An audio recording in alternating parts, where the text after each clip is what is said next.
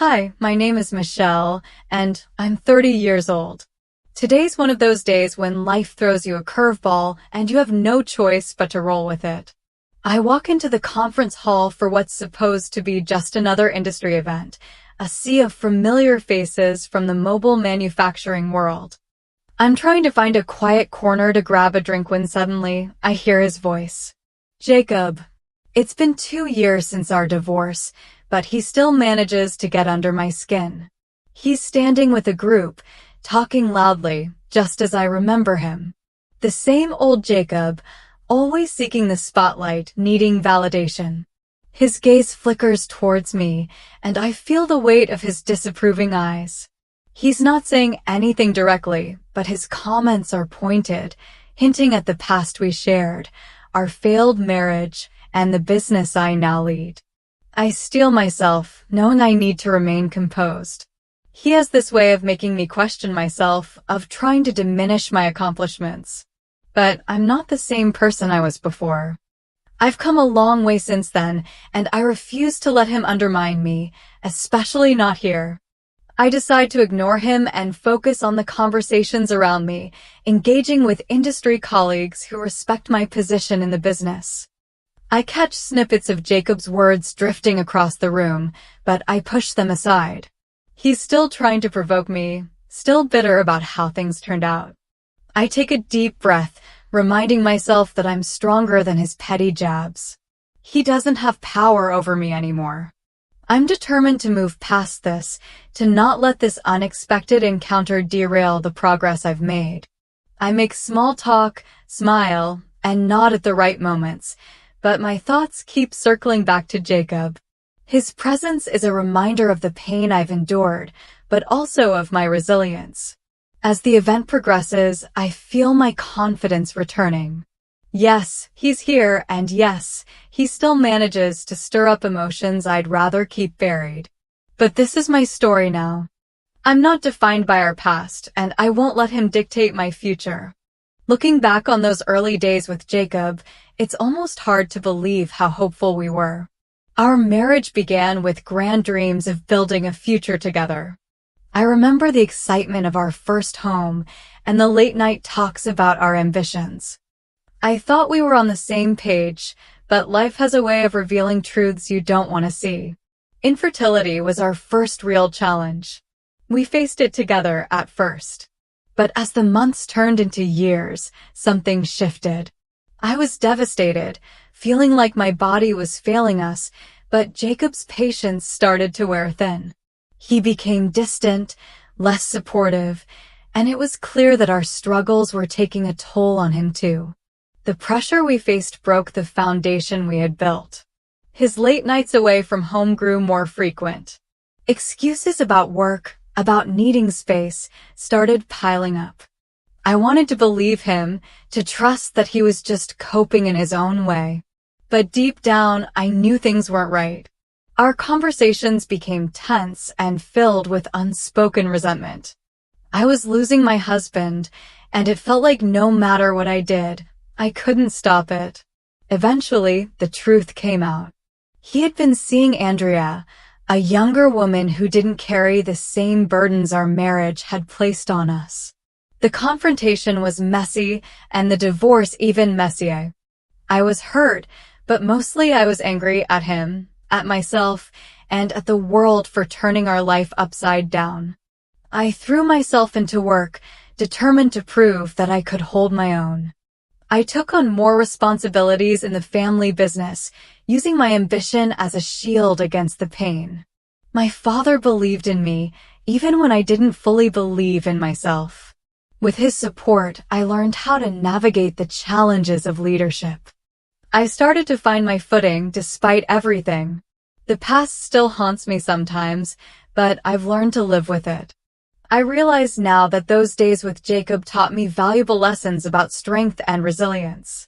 It's a bittersweet reflection, but it's my reality, and I've come to terms with it. As much as I tried to ignore it, Jacob's behavior kept growing more suspicious. He'd become distant, his excuses for late nights more frequent. Then, one day, I overheard a phone call that shattered any remaining trust. He was speaking softly, his tone affectionate in a way he no longer used with me. I knew then that my worst fears had come true. I decided to gather evidence, though it pained me to do so. It didn't take long to confirm my suspicions. Andrea's name was all over his phone, their messages, and calls more frequent than I could stomach. When I confronted him, there was no denial, no attempt to justify his actions. He simply looked at me with a coldness that made my blood run cold. The man I had married was gone. The divorce was inevitable, but it was a fight neither of us could win.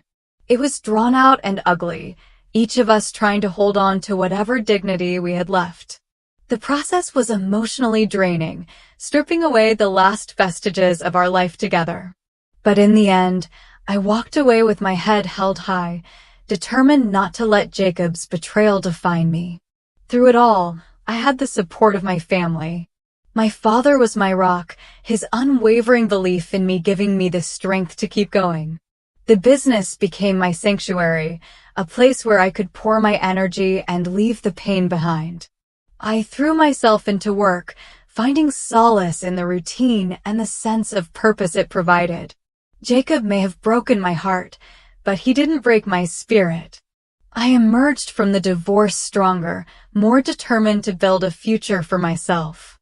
I realized that I was capable of more than I had ever imagined, and that my worth wasn't tied to anyone else's opinion of me. After the divorce, my focus shifted entirely to my work. My family business became my haven, and I embraced every challenge it brought. My father was there to guide me, and together we navigated the ever-changing landscape of the industry. He knew I needed the distraction, and he supported me wholeheartedly. Gradually, life began to feel normal again. The sting of Jacob's betrayal didn't hurt as much, and my self-worth wasn't tied to his opinions anymore. The company thrived under my leadership, and I felt a sense of accomplishment I hadn't experienced in a long time. In the midst of it all, I met someone who would bring light back into my life. He worked for my family's business as my assistant, and his kindness and patience stood out. At first, I was hesitant to open up, afraid of being hurt again. But he was persistent, gently breaking down the walls I'd built around my heart. Slowly, I allowed myself to trust again. We spent time together outside of work, and I found myself smiling more often. He reminded me what it felt like to be truly seen, to be cared for without ulterior motives. My family was supportive, glad to see me finding happiness after everything I'd been through. Meanwhile, Jacob was on a downward spiral. I heard bits and pieces from mutual acquaintances, his financial troubles, his strained relationship with Andrea. But I distanced myself from it all, refusing to be pulled back into his world of chaos. My focus was on building a new life for myself, one where I could thrive without him. Each day, I became more confident in my choices. My family business flourished, and my personal life was blossoming too. I had faced adversity and come out stronger, ready to embrace the future that awaited me. With each passing day, my new relationship began to feel more like a fresh start and less like a gamble. I was no longer dwelling on the past, instead focusing on the joy and excitement of what was ahead. My assistant turned out to be more than just a supportive colleague. He became my partner in every sense. Together, we explored new places, sharing laughter and creating memories that made the dark days seem like a distant memory. He brought warmth back into my life, filling the empty spaces Jacob had left behind. For the first time in years, I felt truly happy. My family welcomed him with open arms, relieved to see me smiling again. My father, in particular, seemed to approve. He could see how well we complemented each other, both at work and in life. It was a testament to the strength I had regained, allowing myself to love again without fear. In the meantime, Jacob's life continued to unravel. I heard whispers of his financial struggles and the strain it was putting on his marriage to Andrea. He was living proof of the consequences of deceit, and it seemed his actions had finally caught up to him. I chose not to dwell on his troubles, knowing that my focus needed to stay on my own happiness. We worked hard, my partner and I, building the business while nurturing our relationship. Each day brought new challenges, but we faced them together. I felt empowered, no longer burdened by the shadows of my past. Instead, I embraced the future with open arms, ready to write a new chapter in my life. As I walked into the event, I felt a sense of pride. My family's company had made significant strides, and I was here to network and further solidify our business ties. My partner stood by my side, and we exchanged pleasantries with industry colleagues. For once, my past felt firmly behind me. And then, out of the corner of my eye, I saw him, Jacob, with Andrea by his side. The sight was jarring, but I steeled myself, determined not to let him rattle me. He looked worn down, his once sharp gaze now clouded by weariness. Andrea, too, seemed uneasy, casting nervous glances around the room. Eventually, they approached me, and the tension was palpable. Jacob tried to mask his desperation with a hollow smile, but his intentions were clear. His financial troubles had reached a breaking point, and he was seeking a lifeline. He talked about his current business woes, subtly hinting at needing help. Andrea's eyes flickered between us, her discomfort evident. It was clear that their marriage was strained, their facade crumbling under the weight of their troubles. They wanted my help, but I had no intention of getting involved. I kept my composure, listening politely but maintaining a firm distance. When Jacob tried to push further, I simply nodded and redirected the conversation back to the event, making it clear that I wouldn't be pulled back into his chaos. The calmness I felt in that moment was liberating. I no longer owed Jacob anything. His problems weren't mine to solve. My partner was by my side, silently offering his support. Together, we moved on, leaving Jacob and Andrea in the past where they belonged.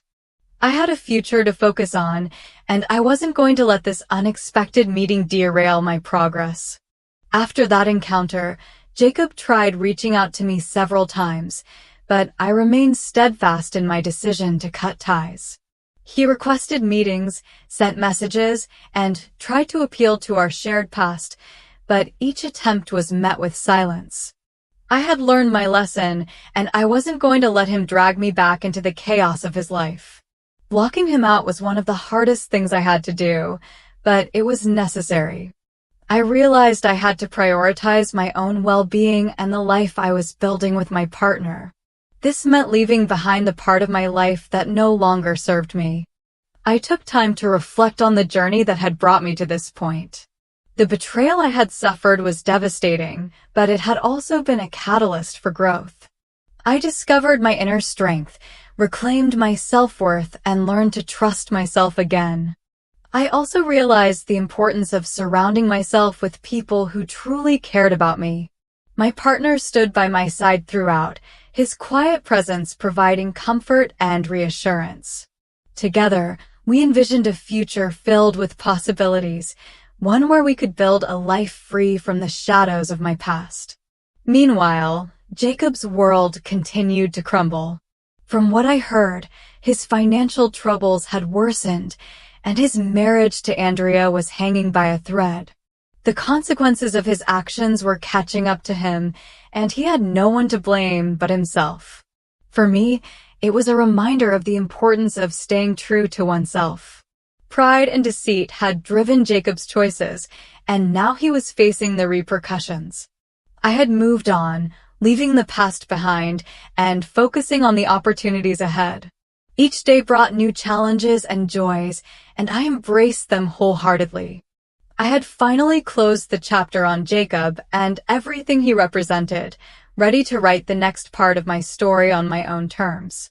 Reflecting on my journey, I see how much I've grown since those tumultuous days with Jacob. His betrayal was painful, but it led me to discover a strength I didn't know I possessed. It's a bittersweet realization, but the journey has taught me so much about resilience and the importance of self-respect. In the time since we parted ways, I've built a life that I'm truly proud of. The family business is thriving, and I've earned the respect of my colleagues in the industry. More importantly, I've found love again, and I'm surrounded by people who genuinely care about my well-being. Each day, I embrace the possibilities ahead, knowing that I've moved past the shadows of my past. My partner and I are planning our future together, excited about the new adventures that await us. I look forward to every moment, no longer held back by the weight of past betrayals. As for Jacob, his fate is uncertain. His life has been defined by pride and deceit, and he now faces the consequences of his actions. I don't hold any malice towards him, but I've learned to keep my distance. His path is his own to walk, and I wish him nothing but the best as he navigates the challenges ahead. In closing this chapter, I feel a sense of peace. I've learned valuable lessons about trust, resilience, and the power of self-love. The price of pride is steep, but in the end, I've emerged stronger for it.